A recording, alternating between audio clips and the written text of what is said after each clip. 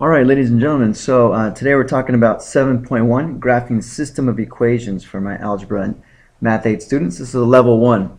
So when you're looking at a problem like this and you feel like this guy right here and you're just not sure what to do, well, I'll show you this video. You can watch as many times as you want, and hopefully that will make you feel a little bit better. You can feel a little bit more like that guy. Okay, so let's take a look. If I have this example here and it says check if the ordered pair is a solution, then I know my ordered pair I'm talking about here is right here. This is my x and this is my y. Okay, and this is a level 1 question.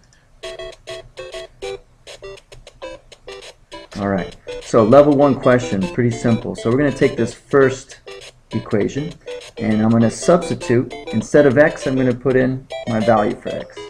Instead of y, I'm going to put in my value for y. And then I'm going to ask myself, did that work?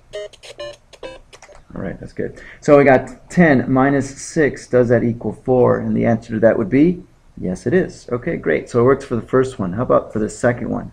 Well, I'll take it down here. 2 times 5, which is my x, plus 8 times 2, which is my y.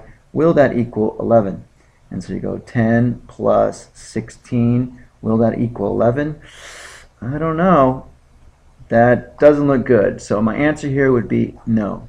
Just because it worked for here doesn't mean that it works for both. So because it worked for here but didn't work for here, you have to say no to that answer. Okay? Let's take a look at another example.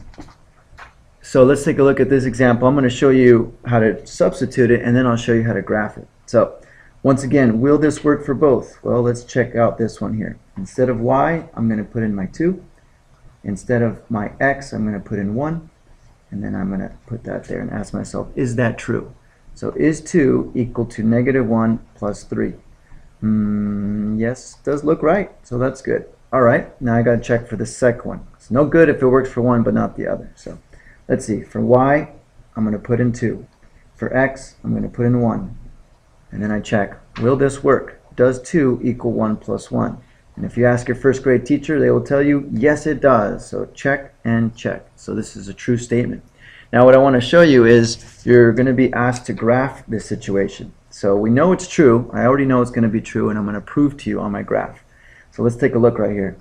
I'm going to use this one first. This, you should know that your slope, look right in front of your x, your coefficient of x, negative 1 over 1.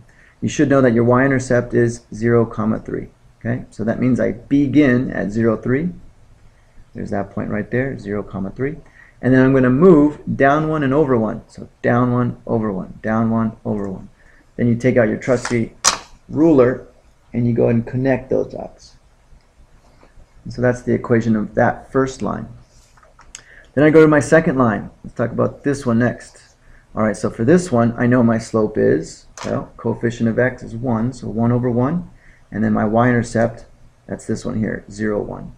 So that means I begin at 0, 1. That's right here. I'm going to go up 1 over 1, up 1 over 1.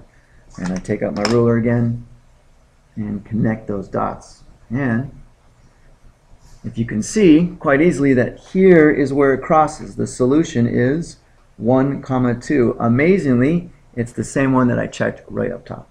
So there's the proof. In case they ask you to graph, that's what they're asking for. And then to check it, you would use that.